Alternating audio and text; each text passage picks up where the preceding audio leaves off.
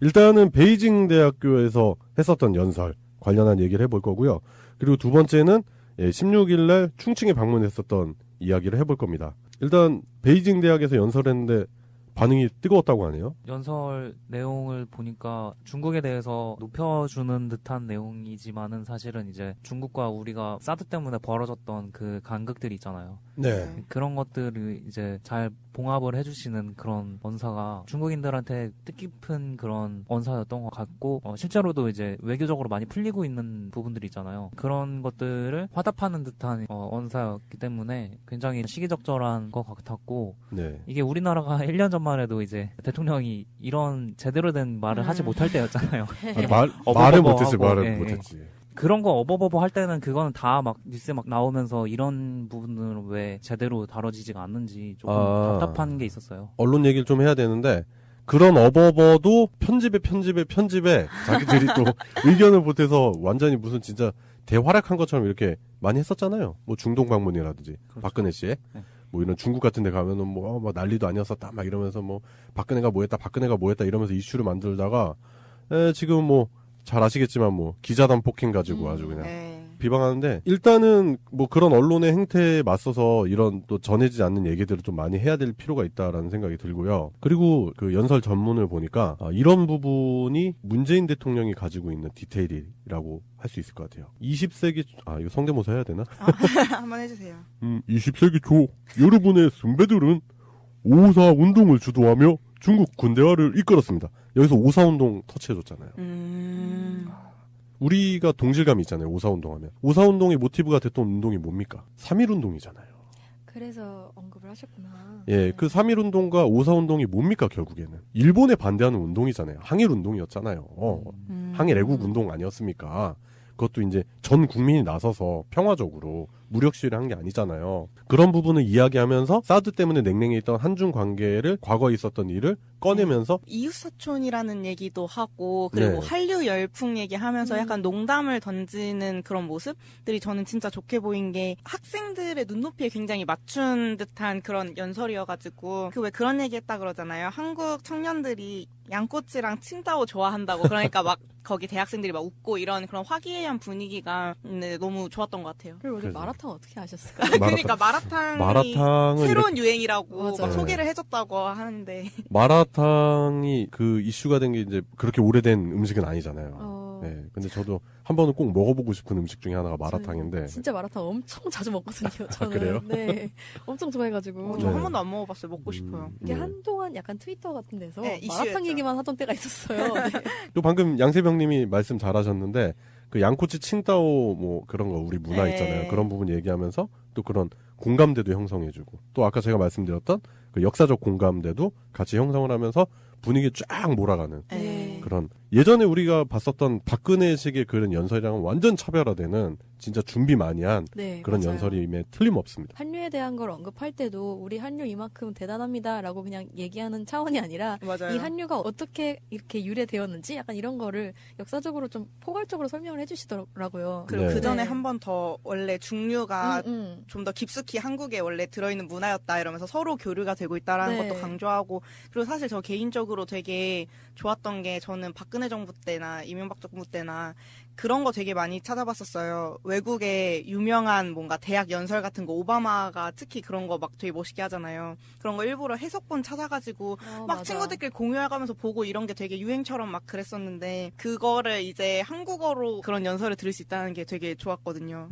연설문을 전반적으로 보면 중국 고전에 대한 이야기도 많이 하고 있거든요. 대통령께서. 그 보면은 이제 제가 제일 감명 깊은 장면이 이제 삼국지연이 네. 그 장면 얘기하면서 거기서 이제 그 유비가 신야성에서 이제 강릉으로 피신할 때 그 수많은 신하들의 반대에도 불구하고 그 신야 백성들을 다 이끌고 가는, 마치 출애굽기 하는 네, 네. 모세처럼 네. 그런 모습을 보여준 장면이 자신의 정책 철학과 닮아 있다, 이렇게 말씀을 하셨는데, 저도 이 장면을 너무 좋아하거든요. 거기서 진짜 자신의 아들도 잃을 뻔했는데도 그래도 백성, 그런 모습이 지금 현재 대통령, 그 사람이 먼저다, 그런 부분이랑 많이 닮아 있지 않나. 중국 고전에 관한 이런 부분을 자꾸 이야기하면서 중국 고전을 한국 사람도 너무 좋아한다라고 하면서 이제 베이징 대학에 있는 학생들에게 문화적 그 자긍심도 높여주는 네. 그런 효과도 얻을 수 있는 거죠. 타인을 높여줌으로써 자기를 높이는 방법이 되게 현명한 방법이라고 하잖아요. 그렇죠. 딱 그거에 바람직한 전형을 보여주신 것 같아요. 네.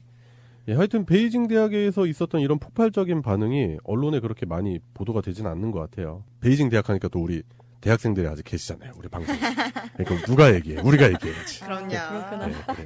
그래서 우리가 한번 얘기해보는 시간을 가졌고, 그리고 16일이죠. 오늘 충칭을 방문했습니다. 네, 충칭은 그 대한민국 임시정부가 광복 전까지 머물렀던 곳이어가지고 의미가 네. 또 있는데 이곳을 방문한다고. 저는 이제 그 한국 근현대사 시간에 충칭을 처음 이제 임시정부가 1940년부터 있었다. 그리고 거기서 한국 광복군도 자리를 잡았다. 네. 뭐 이런 얘기로. 그래서 그렇게 익숙한 도시가 충칭이었는데 보니까 지금은 경제적으로도 약간 중국에서 밀고 있는 네. 도시라고 해요. 네. 일단은 그 현직 대통령이 충칭을 방문한 거는 한중수교 이래로 처음 있었던 일이고요. 어, 그리고 이게 좀 의미 부여를 해야 되는데 지금 현재 방금 이 작가님 말씀하신 대로 충칭 자체가 그 현재 시진핑 주석이 그 역점을 두고 있는 1대1로의 거점 도시래요.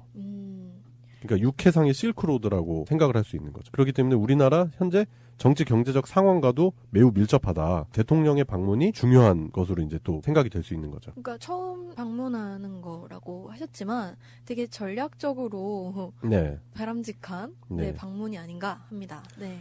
그리고 또한 대한민국 건국 100주년이잖아요. 아, 네. 그런 걸 생각해 봤을 때도 매우 상징성 있는 일인 그렇죠. 거죠. 사실 그 역사 교과서 논란 같은 경우에도 건국절 논란 같은 거 있잖아요. 네. 그런 것도 같이 짚고 넘어갈 수 있는 방문인 것 같아요. 예, 새누리당부터 자유당 사람들이 계속 주장하는 건국절 네. 예, 그런 부분 생각한다면 대통령이 이렇게 건국 100주년을 상징하는 듯한 이런 퍼포먼스가 네. 결국에는 종지부 찍는 거죠. 맞아요. 이제 샷다마우스 해라 역사에 대해서는 우리는 1919년도부터 있었던 상해 임시정부가 우리나라의 그 적통이다. 딱 봐도 그런 느낌이 나잖아요. 네. 중국 정부에서도 그 임시정부 때 사진을 공개 안 됐던 사진들을 공개하는 등 그쪽에서도 인정해주는 이제 이미지를 만들어 놓고 있기 때문에 네. 일본 쪽에서도 많이 긴장을 할 것 같아요.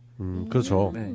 우리나라 적폐 세력뿐만 아니라 네. 네, 일본에서도 많이 긴장을 할 것 같아요. 일본이 지금 현재 문재인 대통령의 행보에 대해서 대단히 예민하게 촉각 곤두세울 수 있을 것 같아요. 우리나라 까는 것만 가지고 이제 먹고 살다 보니까 근데 걔네는 걔네라고 치는데 왜 우리나라 언론도 같이 그런지 모르겠다. 그러게 말이죠.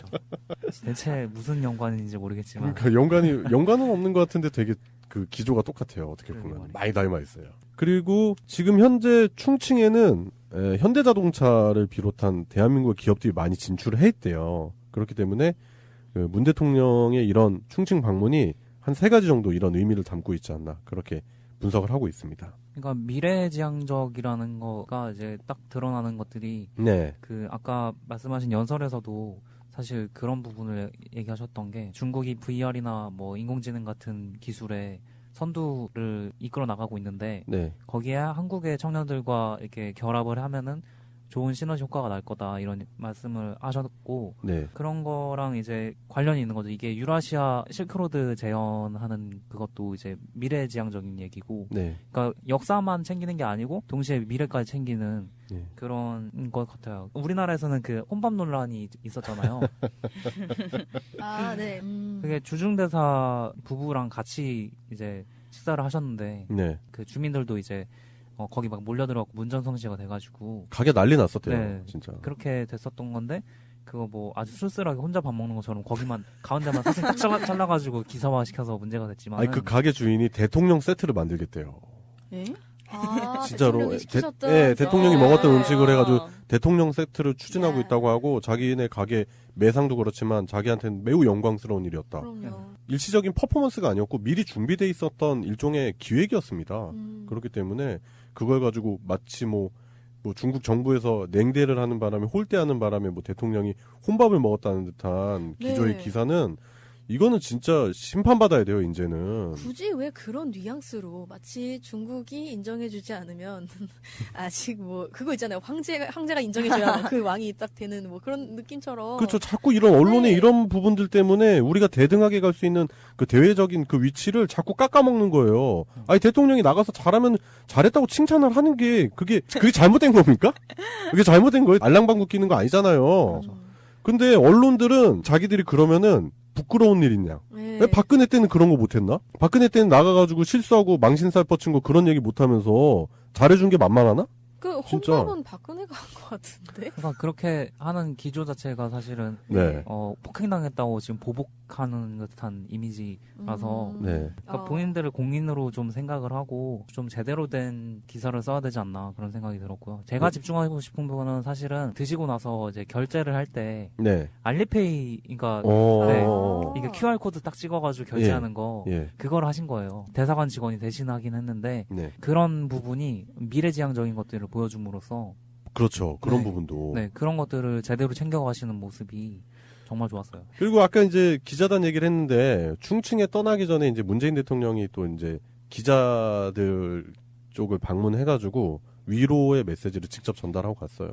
그런 부분을 본다면 진짜 대통령이 너무 바빠요. 제가 봤을 때는 이 일 저 일 다 처리하고 직접 막 이렇게 해결하고 하시느라고 너무 바쁘신 것 같고 그런 와중에서도 언론들이 얘기하진 않지만 언론들이 잘 보도는 하지 않지만 일반 시민들이 봤을 때도 지금 대통령이 외교를 엄청 잘하고 있다. 네. 저는 충분히 그렇게 생각할 수 있다. 그런 말씀 드리고 싶어요. 예, 우리 이런 기자들에게 보여주고 싶은 영상이 하나 있어요. 저는 그 2010년도에 G20 정상회의 할 때 미국의 오바마 대통령이 기자회견장에서 이야기를 꺼냅니다. 네, 오늘 이렇게 한국 기자들이 너무 잘해줘가지고 내가 고맙다. 한국 기자들에게 특별히 나에게 질문할 수 있는 찬스를 주겠다.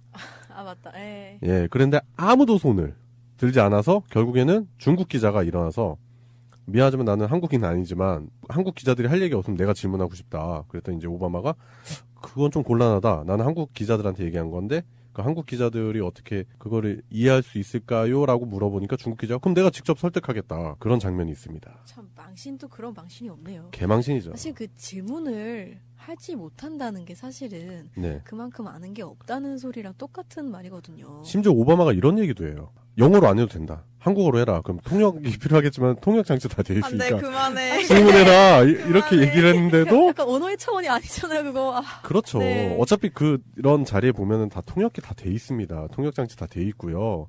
그리고 자신이 소신이 있으면 통역 장치가 문제입니까? 그럼요. 네. 할 말이 있으면 뭐라도 하죠. 예, 네. 그런 기자들이 이제는 정권 교체되고 세상 좀 좋아졌다고, 예? 이제 어디 떠세를 부려요, 떠세를. 이명박근혜 기간 동안 우리가 열받았던 게 언론 아닙니까, 언론. 그렇잖아요.